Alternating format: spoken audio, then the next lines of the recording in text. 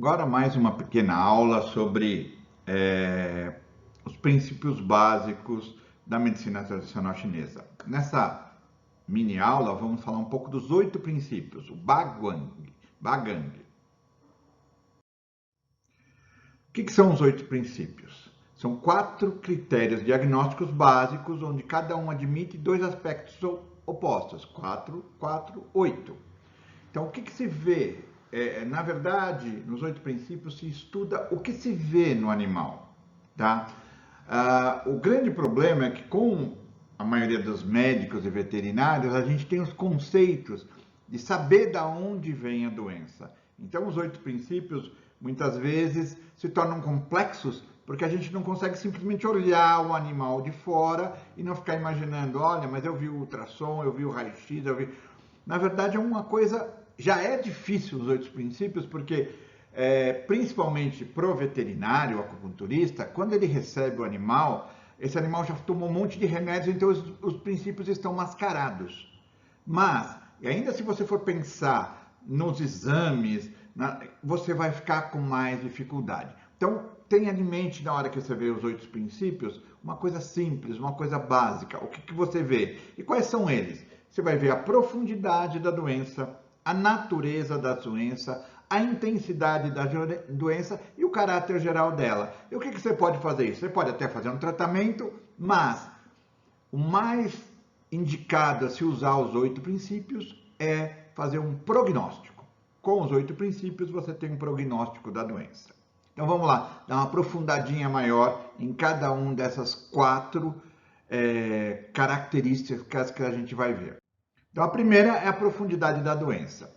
Na medicina chinesa, as doenças relacionadas à ação externa de agentes patogênicos eram consideradas exteriores, já as dos órgãos e das vísceras interiores. Então, antigamente, os fatores patogênicos externos eram considerados síndromes exteriores, então síndromes que ficavam na superfície, superficiais.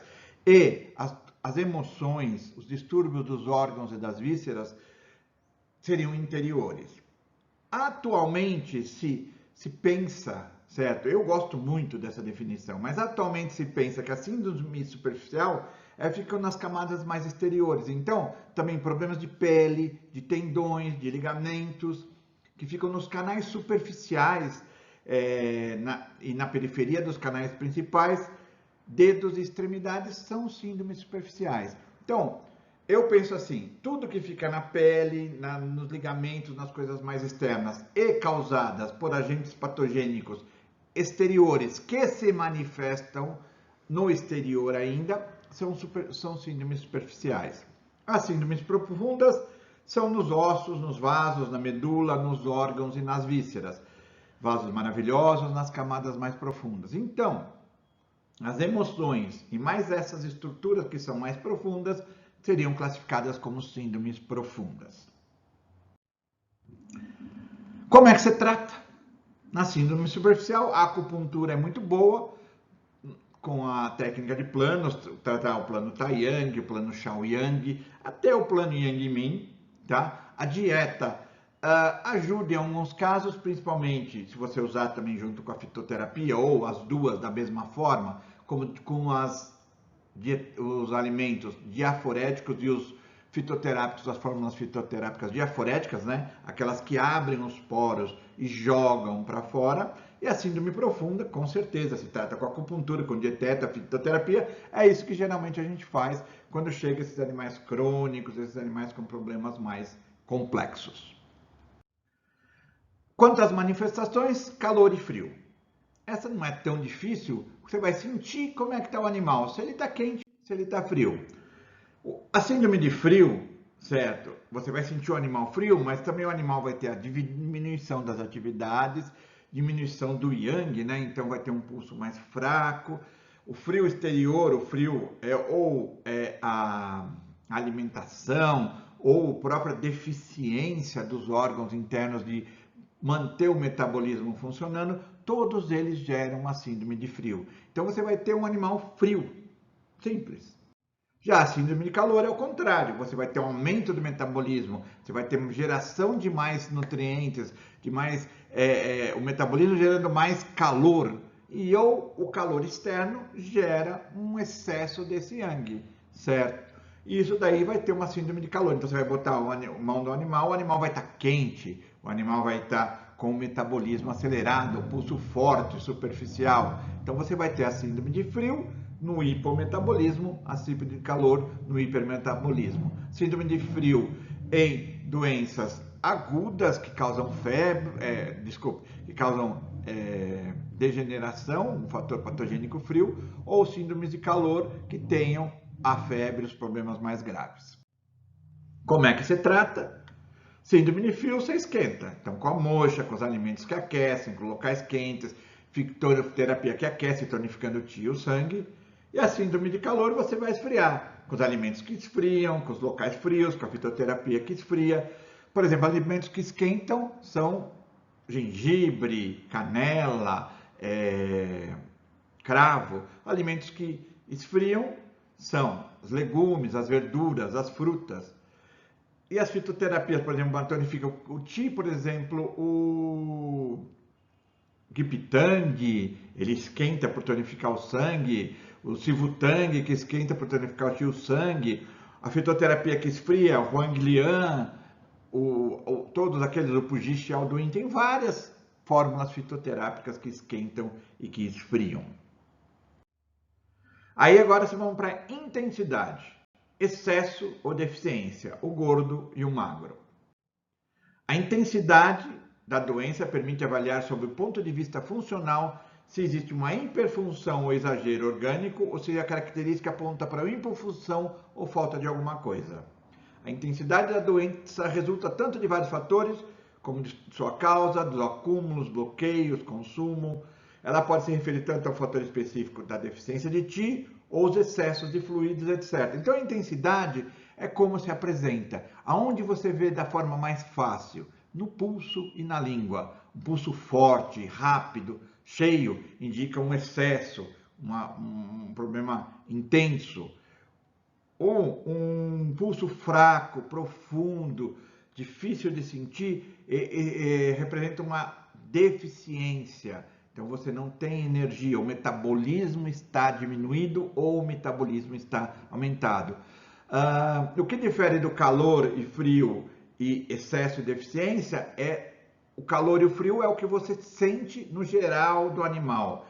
O excesso e a deficiência é o que você sente no metabolismo. E esse metabolismo se manifestando principalmente no pulso e na língua. Então é assim que você vai saber quando é calor e frio e quando é excesso ou deficiência. Claro que se você tiver um processo de excesso, provavelmente você tenha calor. Se você tiver uma deficiência, provavelmente você tem hipometabolismo e frio. Então fica meio, eles são nuances, que uma você vai ver pelo que você sente no exterior do animal, outra que você vai ver que você vai sentir no interior do animal.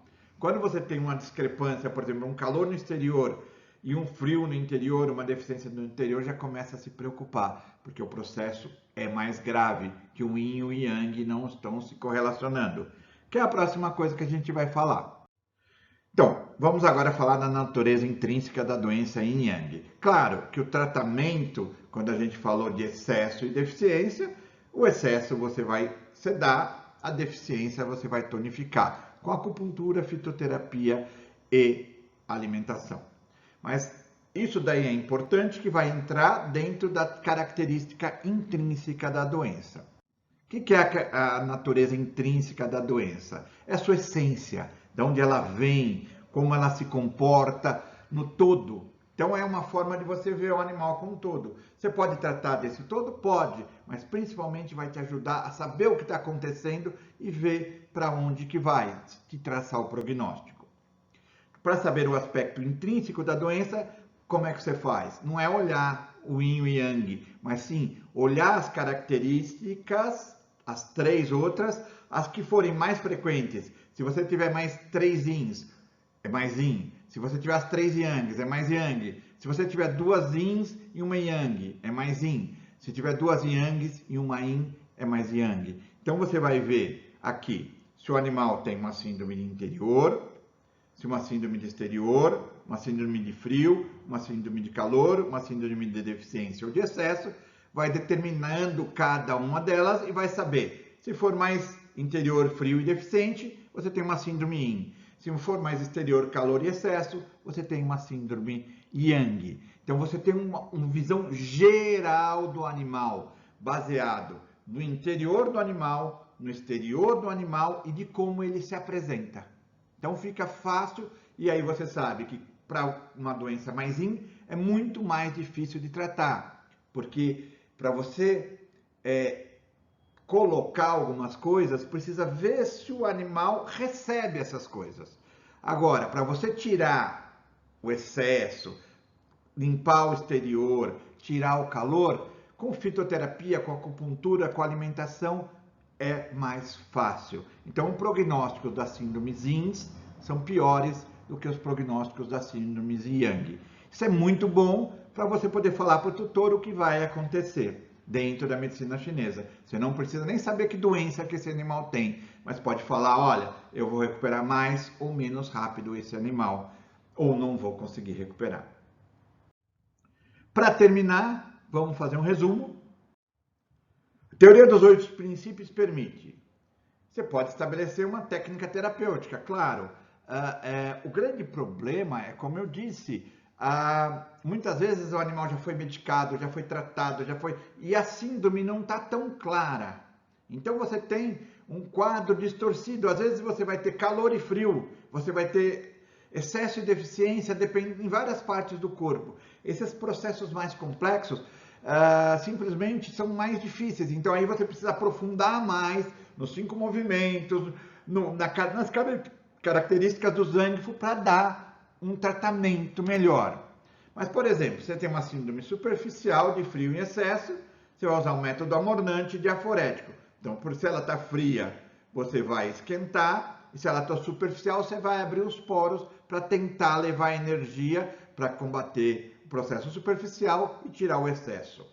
Se for uma síndrome superficial com frio e deficiência, você vê, já é um processo mais yin, mais difícil. O outro é mais yang, é mais fácil.